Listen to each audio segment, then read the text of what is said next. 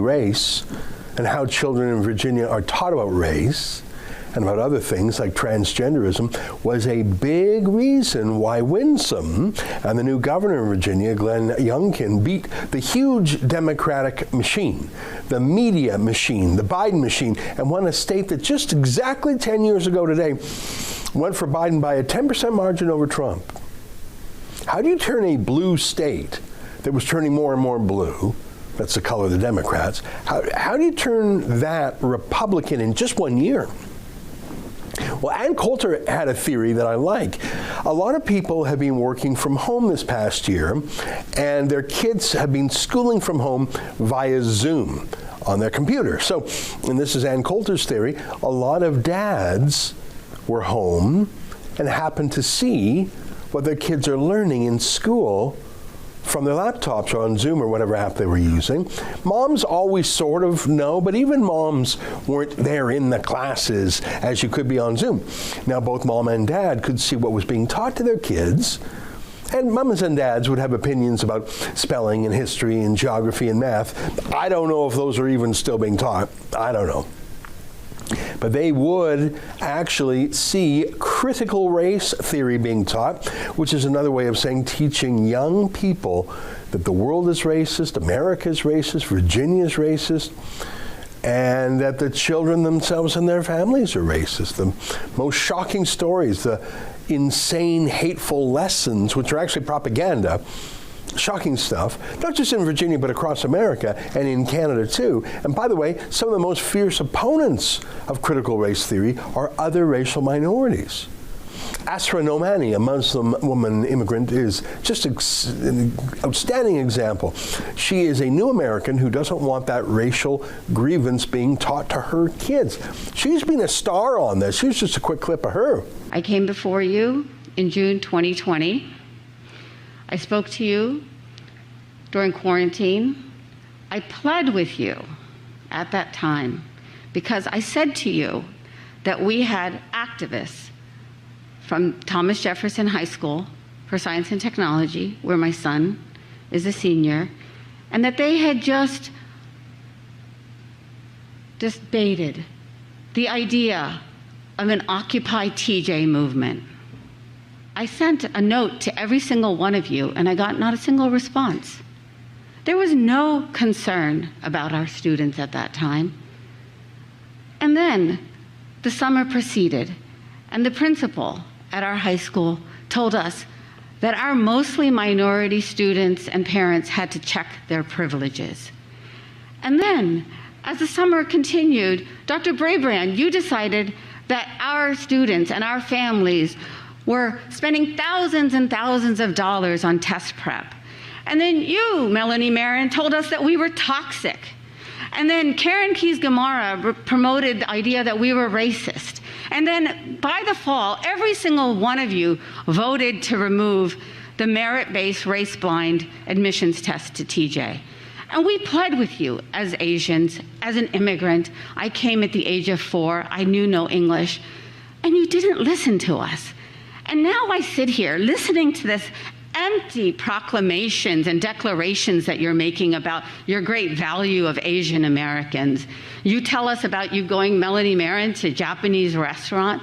Well, do you know that just a few weeks ago in social emotional learning at TJ, our students were told that if they do salsa dancing, it amounts to cultural appropriation, and that they needed to check their racism, and that is our mostly minority, mostly Asian students. And so your empty proclamations are just that.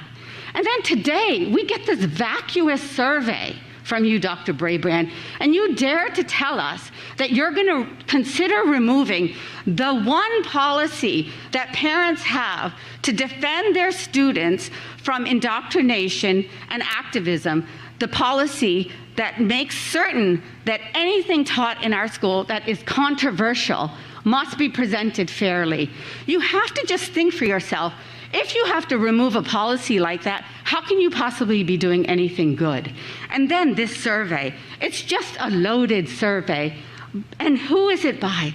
Indeed, New York Leadership Academy. And what has that survey done? They've asked us the questions for the Thank you contract for your time. that you have now signed. Thank you for your time. That will allow Thank them you to for spend your millions time. of Your dollars. time is up, ma'am. You all Your time need is to up, have ma'am. Your conscience. time has expired. Yes, you Your always time want has to shut us expired. down. Next speaker. Continue to shut Next us down. speaker. Because that's what you love. Please go to your seat. Most Americans don't want critical race theory. You know, the left, the teachers' unions, they love racism. They cook it up. They cook up weird ideas. They don't say Latino or Hispanic. They say Latinx. What? No one says that. No actual Latinos say that. Most don't even know what that means, other than they're being told that they should be angry or should play the victim or something. You heard Winsome Sears. She said no thanks, and so did so many other parents of Virginia. And then the former Democratic governor of Virginia, Terry McAuliffe, who was running again to be governor, well, he knows who his supporters and donors are, the teachers' unions. And so he knew who he sided with. Again and again, he just said it. He said parents have no role in determining what their own kids get taught. He said it out loud, including in a TV debate. I'm not going to let parents come into schools and actually take books out and make their own decision. You vetoed it. So, yeah, I stopped the bill that I don't think parents should be telling schools what they should teach. But, you know. And really, he said it again and again. Parents are either stupid or racist or evil or simply ought to be kept out of their own kids' affairs. Critical race theory is not taught in Virginia. It has never been taught. It is a racist dog whistle. And I'm really tired of it. But if we don't have a definition, how can we say it's racist? I just want a definition from you. It's not taught here in Virginia. We can ask about any topic. Here's what I've said all along, and it really bothers me. You know, it really bothers me. This whole idea of stirring parents up to create divisions. Our children are going through such challenges today because of COVID, and we're talking about something here today, wasting precious viewers' time. And at this same time, as parents were getting outraged at critical race theory being force-fed to their students, another troubling trend synchronized with it. In Loudoun County, a teenage girl was raped by a boy wearing a skirt who went into the women's only change room, and the school covered it up because he didn't want to undermine their transgenderism policy. A girl was raped. And that girl's dad went to ask school officials about it, and they lied to him and said it never happened. And shockingly, incredibly, police arrested that dad. The raped girl's father. Police arrested the girl's father, the girl who had been raped, the father trying to, not even to get justice, just trying to find out the truth. Well, you heard McAuliffe. It's none of parents' business what happens in schools. You got to be racist to want to find out, or transphobic. Critical race theory plus transgender extremism all made Virginians say, what are you doing to our children? And suddenly a state that was plus 10 for Biden went Republican. That's an excerpt from my daily show, the Ezra Levant Show. Every day I do a monologue on the news of the day, then I interview an interesting guest, and then I read my hate mail. You gotta subscribe.